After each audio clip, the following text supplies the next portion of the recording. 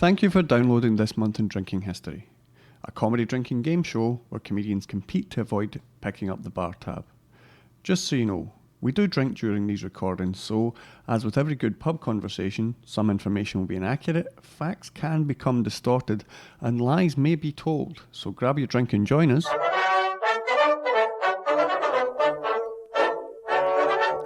This month in drinking history. Ha ha ha ha. I'm the clap on that one this time. So, welcome to This Month in Drinking History. As always, we've got Thomas Craven with us, we've got Raheil Ahmad, and a very special guest. We have Vladimir McTavish. So, we will start, as always, with who, what, cheers. So, Thomas, Hello. Who are you? I am Thomas Craven, Obi's replacement, formerly Croby. Maybe we're off that subject now. Yeah, I think well, maybe. yeah. I don't know for anyone who's listening continuously. You chain listeners out there. And I'm doing a Polish cheers Polish cheers. this week. I'm doing Nazdrovnia. Nostrovia. There you go. You can tell I butchered that. You're welcome, Polish people. And what are you drinking this month? This month I'm drinking Henry Weston's apple cider. 8.2% for you scrumpy apple drinkers out there in the West Country. It's some hard shit. So we're moving to our friend here on that one. Thanks for that. Raheil Ahmad. Yep. Can you tell us who you are, what you're drinking, and what your cheers is this month? Yeah, I'm Raheil Ahmad. So I like how you're introducing us and then making us introduce ourselves as well. Well, it's more a worry. we know your name, we want to know who you are. It's like a Tinder profile. Come on. How long have we got? This isn't like, are you going to psychoanalyze me? Like, is that Maybe at the end. Right. Okay, so the drink is, I'm also having cider this month. I've gone for strawberry and lime Copperberg. Not as strong, just 4%. But yeah, still nice, still tasty. And my cheers this month is Ura, which according to Google is Russian for cheers. I'm going to go with dubious fact on Well, that. I'm going to trust Google. Okay. Right. And also it's because it sounds a bit like my name, like Ura. So that brings us to a very special guest this month. We have Vladimir McTavish. Hey. So who, drink and cheers, Vlad. Right, yeah, I'm Vladimir McTavish. I am a stand-up comedian, and I am drinking Birra Moretti, practically bilingual, as everyone else is around this table. Yeah, Italian premium lager. I think it's probably 5% thereabouts, something like that. And my cheers is up your bum. Another good Scottish one there, that's it. So what we'll do is we'll move on to our first round. As always, we kick things off with our first round. This month's reason for drinking. So, Thomas. Hello. What is this month's reason for drinking for you? This month's reason for drinking for me would be to do with just me going around the country and getting into a competition and then coming back and doing other gigs. And I feel like the stress of a touring comic is not something I fully understand. Maybe I never will.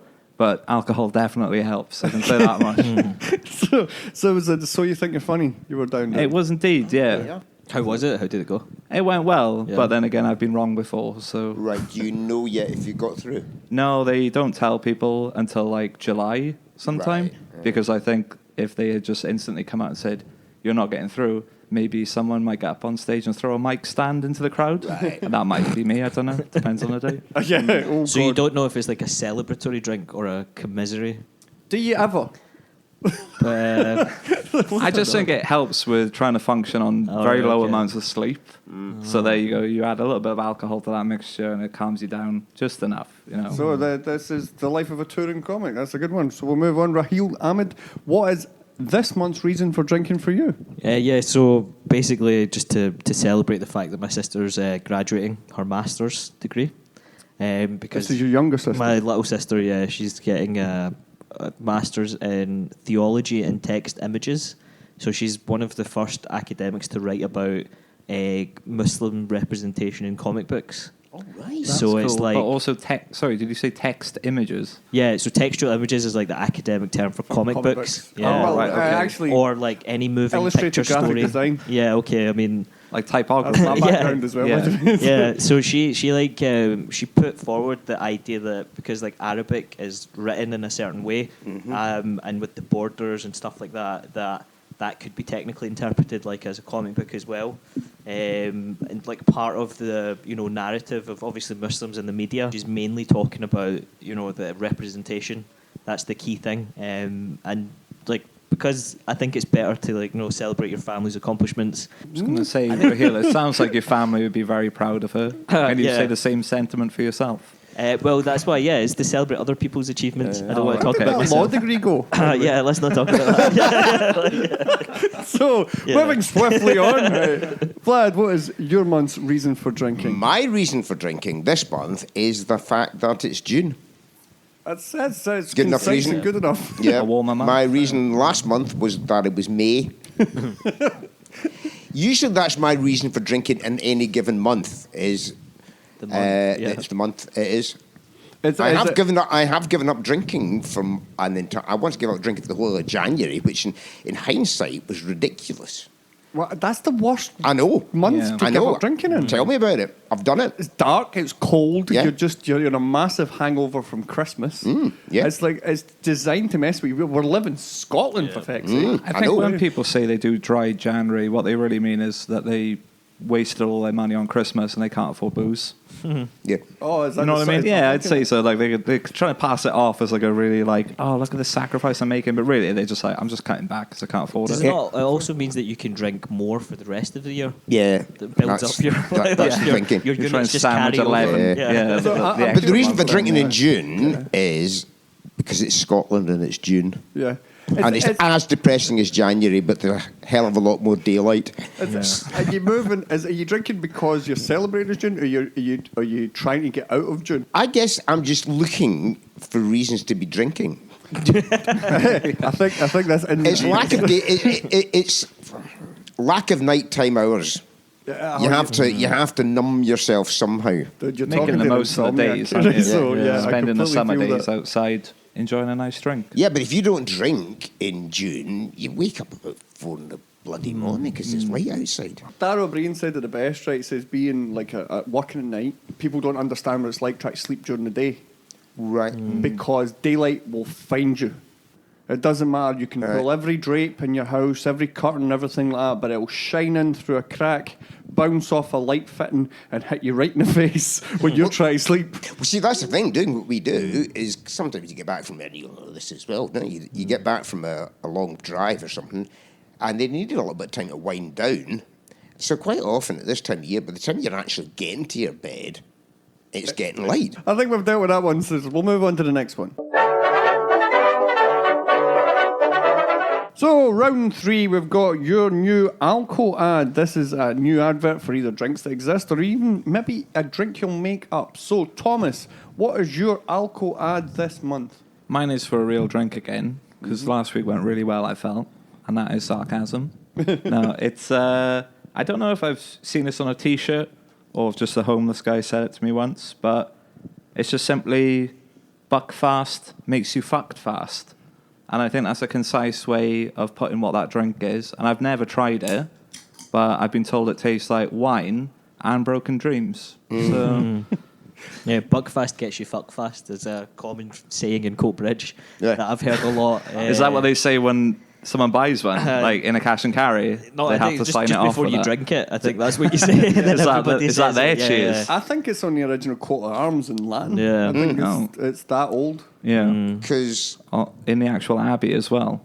well, 5 years ago when, we were having the run-up to independence referendum, there was serious concerns in Devon about how the local economy would function. with access to the free market of Scotland. And one thing they were thinking about was making that area around Buckfast Abbey sovereign Scottish territory. I reckon love that it. if you pitched that properly on a decent East End night, you could get loads of people to invade. Just like, fucking right, let's take it. An army of Neds. Order on the bus. We have like a cheap ass day ticket. Like just tracks it. So they'd all go.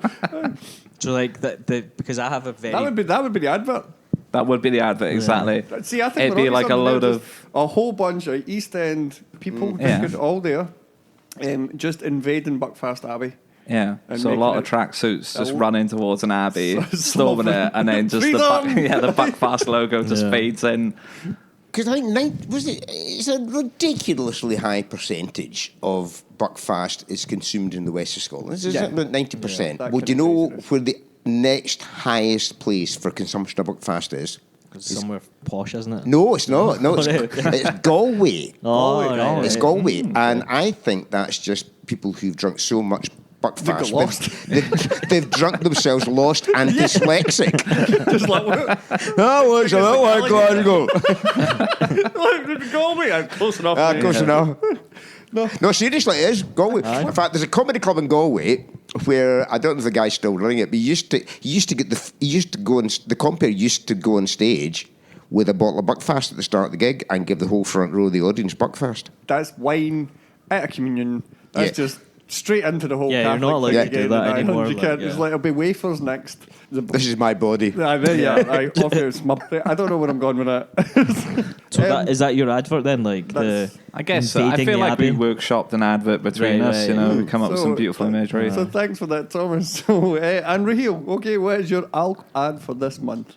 So my ad is the drink and the ad in the kind of the same vein. So this is for my new drink, which is a mango rum daiquiri. And so the advert that I can imagine is there's like, you know, a monkey is just lying where they sleep trees, yeah. So in a tree in a tropical beach, and then the camera like zooms in, and he kind of yawns and lifts his arms up, and just you can see the sun rising, and he gets up, goes down to his little monkey kitchen, and there's a blender, coffee machine. So this is basically when the monkeys from the Tetley advert made their money, moved over to the tropical It's a island. tax dodging monkey. The tax yeah, like, yeah. The Panama Monkeys. Yeah, the Panama Panama Monkeys. Monkeys, yeah. And so yeah, he wakes up, goes down, like does the yawn and stretch, and comes down, and then starts like chopping up fruit, and goes into the little freezer, gets out a bag of ice. Yeah, I mean I don't know what music, but I think like, and then the monkey's like fixing a drink, gets the blender out, gets everything in. So basically, it's like quite heavy on the monkey preparing things. Juggling mangoes, you know, doing all these like bar tricks, flipping the bottles, you know, throwing it up and down, just because that's how the monkey wakes up, right? And then towards the end, he just makes the drink and relaxes in a banana hammock at the end, just drinking it. What is the drink? Do The you know drink, what a banana hammock is, though? Is it not the type of hammock? That's No, a that's banana the wrong hammock sort of set of hammock. Speedos. Is it? All right. Wait, what? That's a different type What's of video you've been I watching. thought a hammock. No, yeah. a hammock is fine. Yeah. I think Yeah. you meant like a hammock that's shaped like a banana, right? Not like yeah, a, like not yeah. like a jock I strap thought, but it was thing. also a name for a type of because it looks No. like a banana when it's between two trees. No, that's just No. a hammock. All right. Okay. Is it? A banana hammock is a set of speedos essentially. Right. Okay. So Wait, do you know I've we're been just channeling this is an action Yeah, it's scene from Friends. See, I never knew that. I was never familiar with the phrase banana hammock, Yeah. either as a type of hammock Yeah, no. or a type of swimwear, to be honest. Yeah. I love all that long-winded detail for essentially like a sexy chimp. You're saying in speedos. No, Couldn't well- you just started with that? Like no, he's just relaxing. He's got sunglasses on. He's Don't got a do wee it straw again. Hat. It was long enough the first. Okay, so yeah, we're Do you want more descriptors? No, I'm good. I think we're done with that one. All right. Okay. Yeah. So, Vlad, Yes. what is your alcohol ad for your Well, new drink? My alcohol ad, I have actually just done in voiceover. Oh, nice. Here we go. So it's there is no imagery for it as yet. It could be a radio ad, who knows? No, right, go. We'd love to hear this. Nobody likes being without a roof over their head. Nobody chooses to sleep rough. Sometimes you just need something to help you out. White Lightning Cider, supporting homelessness since 1985.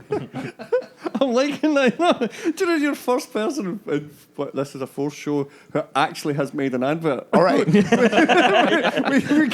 we always thought it was just going to be a pitch dub. I'm loving that. That's fucking awesome.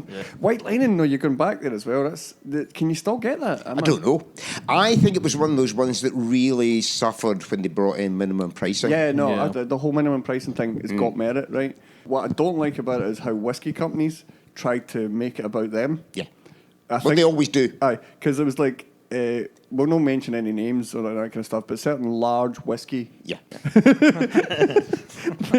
got behind this idea of the whiskey directive to make this idea of minimum pricing that was going to affect them.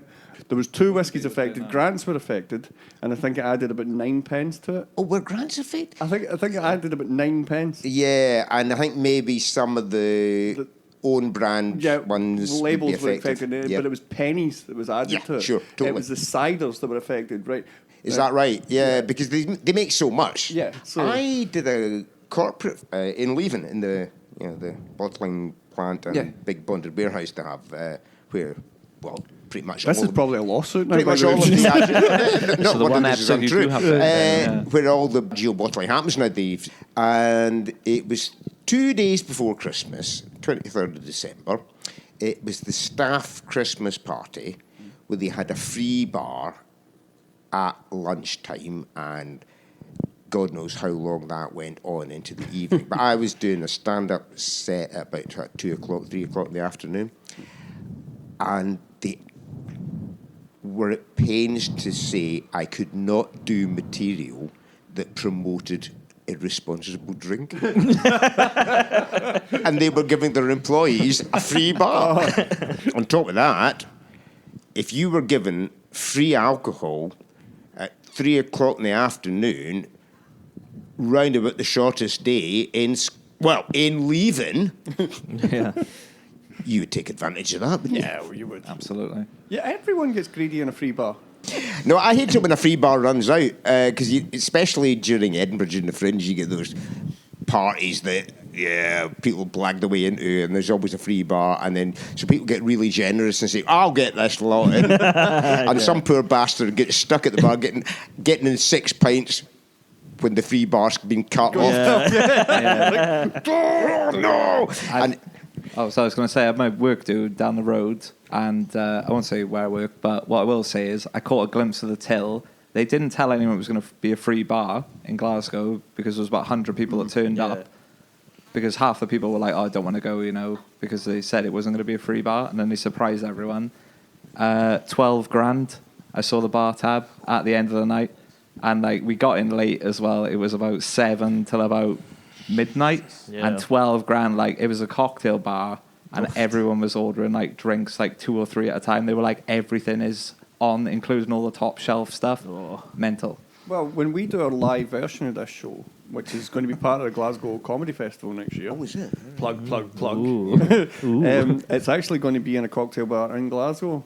It's not going to be a free bar. He's just going to say that. There will be cocktails as part of the ticket. Yeah, there'll be one free cocktail. That's 99% As the Finnish juice. manager kicks in, there will be one free cocktail. Okay, excellent. Yes, so let's move on to the next section. So we move on to one of my favourite actual additions to the show, and it is the Alco Facts of History. This, we ask our panel to show off their special historical drinking facts or stories. So Thomas, will you tell us this month's drinking fact of history? Well, this fact has been not substantiated as true, but a lot of people believe it to be true, and that is the wrestler Andre the Giant reportedly once drank 156 beers, which equates to 73.8 litres. That's a lot of liquid. And at one point as well, he apparently said to a doctor it takes at least 2 litres of vodka for him to feel warm, in inverted commas. Thank God. The man was a proper legend in the real sense of the world. May I just add that if I had 2 litres of vodka, I'd be feeling warm for a very different reason. You'd probably be dead. Yeah, you'd be cold. Well, I meant I'd piss Cold. myself, then I'd die. right. Yeah. Or maybe I'd die, then piss Yeah. myself, probably. That's more likely. He's one of the things that if that's true. Yeah. I think it's one of the kind of facts or unprovable facts that he is the person to have drank the most in one sitting of alcohol and not die. Absolutely, yeah. I think so, yeah. But he is dead, isn't he? He is that we can't ask him because he is dead. Well, so see, that's why it's the thing. Giants don't unsubstantiated. grow old, unfortunately. Yeah. That's the thing. So was he that Vince pissed when McMahon. he was actually wrestling? But see, that's the thing. He could drink that much and not be that pissed because he was just huge. His body metabolism was just massive, you know what I mean? these sessions he was talking, I think there was 117 drinks was the one that can be proved, and the other one was the wrestler. Yeah, the wrestler that said one, he drank more. Who was that snooker player that legally challenged Revenue and Customs because he was wanted his beer to be taxed? Was it Alex Higgins? No, it wasn't Alex Higgins. What was the Canadian guy? What was he called again? I don't remember. But he was on beta blockers, and the only thing that would calm him down with his beta blockers was to drink Christ knows how many pints before he played snooker. And that was his focus point. Yeah, so and he said he needed it for his work, and he won the case. that's awesome. Imagine having tax-deductible beer. Says Ian, as part of a podcast that I get to clean back the drink for. I think so. Bill Werbernick. Bill Verbernick, that was it. Yep. Werbernick, that's it. Yeah, that just came to me there. I was just wondering how many times you could get it wrong before you'd be like, is this slander? I don't know. No, it's actually on court record. He won the case. No, that's good news. dream. Man. Thanks for that, Thomas. Raheil, what is your alco fact of history? Right, okay, so there's a few different statistics for this, but the one that I'll go for is from the BBC, where it says £4.36 billion worth of whiskey exports to the world from Scotland. So that's, I mean, we were talking about it earlier, and Ian was saying that it's actually more in reality, but this is just from the HMRC revenue. That's what they can prove. And, it got me thinking about, like, obviously whiskey is a big investment thing as well. I think there's some statistic that says there's £135 every second is made from Scotch whiskey. Yeah. From whiskey sales. It's every second. Yeah, because I also know that whiskey appreciates quite well. I think the lowest I saw was like a 5% yield for it as an investment product, and obviously it can go all the way up to crazy amounts of money. And there's even a place in Glasgow called the Whiskey Bond, and that was invented in 1957 to actually store the whiskey as an investment product, and people do it in Asia all over the place as well. Yeah, no, it's especially in Asia and stuff. That's quite a big status symbol to drink whiskey. Yeah, no, but to keep it as an investment, which is frankly fucking stupid. I mean, financially, it makes profitable. I literally just spat gin over myself in that sense. Because it's not just Scotland, but if you look at specific parts of Scotland, so if you look at Islay, I think now they've got 9 distilleries, definitely 8, and I couldn't tell you off the top of my head what the population of Eliott is, but it's small. Yeah. But they have the highest per capita contribution to revenue and customs of any part of the UK. And if you go to Islay, the roads are terrible. So you don't get any of that bloody money back. That's what happens, though. I think it's 80% of the entirety of the UK's export of food and drink is whiskey. Yeah. Right. I'll run these figures by you again. That's how ridiculous it is. It's that big a product. Well, the date keeps shifting, but the time we can't export or import anything because we've driven the country over a cliff, we're going to have loads of whiskey. Yeah. I know in the 90s, Wales was actually relabeling Scottish whiskey as Welsh whiskey. Oh, really? Really? And then they came in and they were like, "You can't do this. This is a scam," because there were no distilleries at the time. But I think it might have even been the EU that were like, "Yeah, this is just not right." It may well have been. But it's a protected term. Whiskey. But now there's at least one distillery in Wales. Very good. Penderyn whiskey. Right. Lovely whiskey. Lovely whiskey. I think they're starting another one as well, but shout out to Penderyn. Please give me free whiskey. No, it's very good, Penderyn. Yeah. Penderyn is made from beer.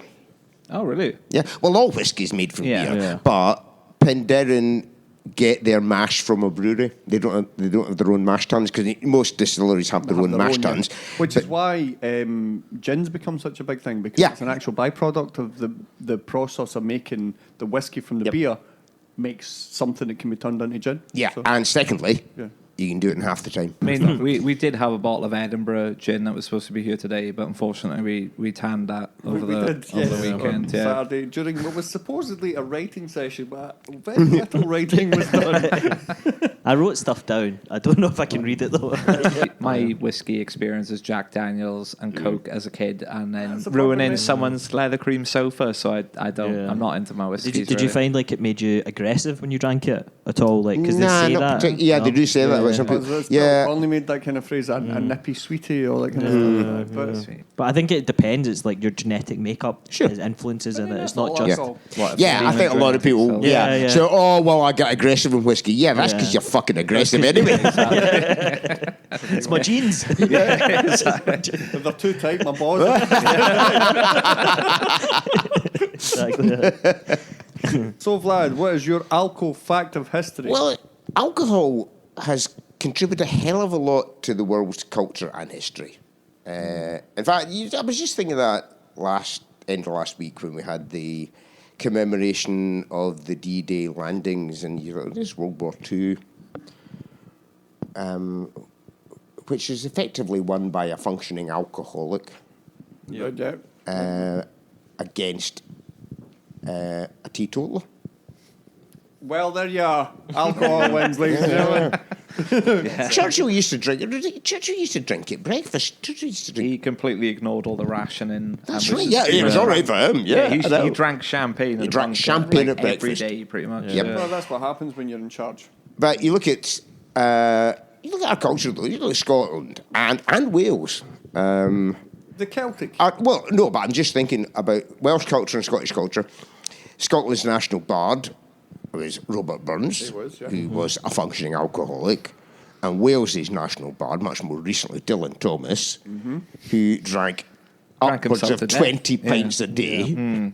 He died a penniless alcoholic Yeah. in New York. That's right. There's no, if you ever drink in New York, that's probably what happens to you. Yeah, yeah. It's Yeah, so probably, expensive. yeah. Well, if you've read accounts of Dylan Thomas going to New York, they just couldn't believe how much the guy drank. Yeah. It was almost like he almost drank himself to death because he was in New York, because it became this kind of thing. Oh, let's just see how much this guy can drink. Exactly, yeah. He ran up huge tabs, and because he was like really good friends with Richard Burton, that's all he had to say. He was like, well, I'm friends with him. There is that when we're in the New York thing, that idea of they'll celebrate you for your weirdness. But I'd forgotten he was a good mate of Richard Burton, because Richard Burton apparently, during the filming of Where Eagles Dare, was drinking a bottle and a half of vodka before going on set. You know? Vodka, the most popular alcohol in the world. Gotta keep those velvety tones in check somehow. Yeah. But Hollywood in those days had because Joan Crawford had to be. They wouldn't let Joan Crawford drink on set, so she used to inject oranges with vodka. Can tell the difference. I know a barman who will remain nameless because this, I think, is probably strictly illegal. Who, in order to diffuse difficult situation with a pissed up punter who's obviously far too drunk to be served, will pretend to give them a vodka and coke. And what they'll do is they'll just get a bit of vodka on their finger, rub it around the rim of the glass, and just give them a glass of coke. And so the person is much more sedated because they think they're getting a drink. Yeah. And then they're actually better off because they're actually hydrating themselves a bit. And Placebo effect. I thought you were just going to confirm my suspicions, and that's every nightclub ever just waters down their vodka. yeah, I'm sure they do. Yeah, absolutely. Yeah. On that bombshell, I think we'll move on to the next section. So now we have new cocktails. We get the creative juices flowing, and we'll get our panel to invent us a new drink. So, Thomas, what is your new cocktail for us? My cocktail is a bit of a strange one. It is it's peanut butter, it's cream, it's soy milk as well, it's a Weetabix blended in, and then half a litre of vodka. Now, I call it the anaphylactic surprise. Okay, this is the most common allergic things. You can garnish it with a prawn if you want to, but I wouldn't suggest it. So these are all the things you're most likely to be anaphylactic shock I would from. say, yeah, they're the sort of most common. Peanut butter, obviously. Yeah, the peanut butter, the cream, milk allergy, soy. People are allergic to soybeans. Why don't you Weetabix, just call wheat it- intolerance. This should just be called the fuck you. That's literally. Well, I've lived into a certain section of my life where I was actually misdiagnosed as being celiac or like gluten So that's why you intolerant. put Weetabix in it. Exactly. I put a Weetabix in it just because I thought. Actually, when I found out I had celiac disease, I ordered a pizza and got 6 cans of beer. So that was the best day of my life, honestly. good, man, yeah. But feel sorry for the people who can't enjoy that. But what do you think of my cocktail? Would you give it a little sip? No? No, Sounds horrible. That sounds right. It sounds so. I'm enjoying the hate behind it. I really am. It's the Empress standing over there from Star Wars going, good. It's not like I'm gonna intentionally try and feed it to people. But then again, if you are this heavily allergic to shit, maybe you should ask what's in it before you eat it or consume it. But Word of warning. The texture is going to be horrible. Like, Is that what you're most concerned about? Yeah, I'm all about I don't know. mouthfeel. Peanut butter, cream with a bit of soy milk, Is a it blended crunchy? Weetabix. Well, no, crunchy or- blend it and then- with ice and a good load of vodka. I mean, it would be just brown with a lot of vodka in it, wouldn't it? Yeah. I drank like a cocktail once that had a real snake in the bottle. Oh, right. You know, like one of those. I think it was like from Indonesia or something. Nice.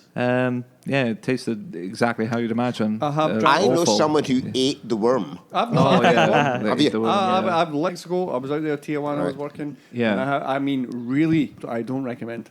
yeah. No, I've heard. Could No. you keep it down? Like, For about the first 4 hours, yes, but then and then it came back to life. It crawled out. then crawled out. But no, it came out at high Which end? speed. The top. Oh, end. right, okay. Thank God. No, I Yeah. don't recommend. Horrific. No. So, Jesus, yeah. Raheil, can we have your cocktail, please? Yeah, so, well, like I said, the advert that I had before, this is for this cocktail. I still think that, like, I basically just want to be that monkey. Like, that's like We all my really want to be retirement- that monkey. My retirement plan. Although, Yeah. not climbing into the banana hammock at the Yeah, end well, of this. okay, yeah. Well, But- just a but normal hammock, that's fine. Yeah. So this is going to be, it's a twist on a frozen daiquiri. This is going to be a tropical mango frozen daiquiri. So Caribbean tropical cocktail, like a liquidized adult Solero. Kind of like, you know, so it's all about the texture and the taste and the mouthfeel. There's no hatred behind it. Like you're told. I was going to say any Weetabix. I'm No. not interested in This those, is no. all. So it's like I even thought about like adding some other like super fruits into it, but I think just tropical mango. It's going to be made with a double measure of Morgan Spice rum, double measure of Russian Standard vodka. Yep, and 300 grams of ice, fresh mango, as well as mango pulp. And you have to get the right type of mango pulp. It has to be the Kesar mango. Yeah, pulp. No. Listen up, I used to people. make They've got to be the mango right type milkshakes, of like- pulp. Yeah. No, because that's the sweeter mango. The Alphonse mango isn't as sweet. It takes like longer to ripen. It's a bit more like watery. So this has got higher sugar I always eat content. them when they're gone off and they're If a bit you're not fizzy, laughing, you you're know. learning. Yeah, exactly. I was going to say, like, say what you will about my shitty cocktail. It was a talking point, Yeah. you know. You're just making a nice drink. But then this has got like... But I'd rather drink mine. Like, that's it. I'd rather drink yours as well. but- Yeah. think And we're then it's got consensus in a Solero ice lolly just on top. The hatred's still there. No, but it just sounds like a really lovely drink. That's what I'm going to make that when I See, go home. I nearly said that we'll wait for the callback. Oh, right. Because I knew you were going to do it. Yeah. I knew when you'd be doing it, you'd messed up the order of the actual show. I mean, I wrote it down. I know. I mean, you looked at that board when you were about to say your name, so I was Yeah, getting yeah. pretty concerned about what was going on over there. A little bit of the mystery being stolen there. I did think that this was next week. Like, so. Well, if we pretend hard enough, So, moving on. is it next week yet? Raheil, where have you been all week? Just been here. Magic of radio. So, Vlad, what is your new cocktail? My new cocktail. Cocktail. Cocktail. See, this is why I love it's taking doing a this turn. show, is because when we actually get to this point, Yeah. we usually have drank quite a bit. I'm like, My new cocktail is called the Scotch Rail, and it is a Scotch whiskey, rum, and ale. oh, liking that. No, So it it's is on a match abbreviated to Scotch Rail, and it makes you go very slowly. To the point sometimes you have to be cancelled. Yeah, I was going to say, if you order it, sometimes it might not show up. Yep. Yeah, you won't show up to work on Things time get- if you have it, yeah. Things get pretty hairy on the way out of Queen Street at 11:30 at night, and sometimes it can make your toilets go out of order. It's like... Yeah, that's. I think. Yeah, you've gone for simplicity there as well. So, ladies and gentlemen, let's move on to the next round. So we'll move on to my favourite round, and it is Finish the Alcohol. So, question 1. The problem with the world is that everyone... It's stupid. Hates me. The problem with the world is that everyone... Doesn't become a happy drunk. The problem with the world is that everyone... Is a cunt. That's actually, the problem with the world is that everyone is a few drinks behind. That's Humphrey Bogart. Okay, so we'll move on to the next one. It takes only one drink to get me drunk. The trouble is... I have to hide it from my parents. I'm usually pissed before I drink it. Nice. It could kill a medium-sized donkey. It's a big drink. That's a big drink, guys. That's quite a lot of drink. The problem with the drink that takes me to get drunk is the problem is I can't remember if it's the 13th or the 14th. That was George Burns, the very great George Burns. Okay, the next question. I drank too much the last time I... got hospitalised. I drank too much the last time A word of warning. Took it up the arse to get another bottle of whiskey. And I'm very sorry about that. The last time I drank too much the last time I... Liver told me I'd taken it to foie gras. That's for you, that pun there. Like that. Oh, come on. Is somebody force feeding you that? Oh, come on. No, of course the line is I drank too much the last time I gave a urine sample than Oliver, the very great Rodney Dangerfield there. Okay, the next question. I like to have a martini, 2 at very most. After 3, I'm... Bit frisky. I'm... Social hand grenade. A social hand grenade. I like that one. That's good. Bond. James Bond. Okay. And then I'm being escorted out for sexual harassment. But no, it's, I like to have a martini, 2 at the very most. After 3, I'm under the host, which is, of course, Dorothy Parker there. Mm-hmm. Okay, so the next question. Always as sober what you say you'll do drunk. That will teach to... Be humble. Always as sober what you say you'll do drunk. That way it'll teach you... To stay sober. That's actually probably a good one. Thomas? It will teach you to climb scaffolding with great care. Oh. Because you're always like, yeah, I could climb that. Yeah, That will teach you to not turn up pissed for your driving test. I like that. Or hit deers in the process. Always do sober what you say, do drunk. That will teach you to keep your mouth shut. And of course, that was Ernest Hemingway. Okay, so the question here is, here's to alcohol. Cheers. You can tell you've really written this episode. Yeah. So, here's to alcohol. Here's more alcohol. Here's even more alcohol. I'm liking There's lots of alcohol. I'm liking just more and more. Here's to alcohol. The social lubricant to a rusty conversationalist. Poignant. Yeah, so here's to alcohol. The rose-coloured glasses of life. That's F. Scott Fitzgerald there. So, you hate your job. Why didn't you say so? There's a support group for that. It's called... Unemployment. Mine is in a similar vein. So it's called... Mine is called the Job Centre, and that name is very misleading. It's the last place you'll find a job. It's called... Going to the pub at lunchtime. I'm not coming back. No, you're not far off. It's actually, you hate your job. Why didn't you say so? There's a support group for that. It's called Everybody. They Meet at the Bar. And that was, of course, Drew Carey. Okay, so I don't drink these days. I'm allergic to alcohol and narcotics. Was that just a fact, or is that that's a quote? That's the question. Yeah, I like it. I like it. I don't drink these days. I'm allergic to alcohol and narcotics. Have a very dull life. That actually made me a little sad. No, I don't drink these days. I'm allergic to drugs and alcohol and narcotics. They aren't cool. Stay in school. Experiment in university. Once you've worked hard enough to fuck it all up. Peace. There we go. So as Thomas went a little Doc Dre, we'll go, I don't drink these days. I'm allergic to alcohol and narcotics. I break out in handcuffs. And that, of course, was Rodney Downey Jr. Last call for alcohol. So the last bell has rung. Time for Eliott to let us know who's picking up the tab. Yes, it is time to close the doors and give out the scores. Based on the monthly recommendation of alcohol units, every player is ranked out of a total of 90. And after this month's glorious guzzling glory, this month's Brill Boozer is Vladimir McTavish with a total of 69. In the middle is Raheil Ahmad with 49. And picking up the tab this month is the Quaff Wombler Thomas Craven of 48. If you enjoyed this podcast, please like, share and subscribe. Taking part in This Month in Drinking History was Thomas Craven, Raheil Ahmad and Vladimir McTavish.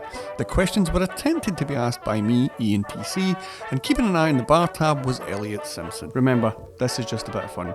Please always drink responsibly, and if you have any problems with alcohol, please go to the website drinkaware.co.uk. This podcast was sponsored by the Comedian Tattoo, and you can find out more about comedy events on the website goodtattoos.com/comedy. Time, please!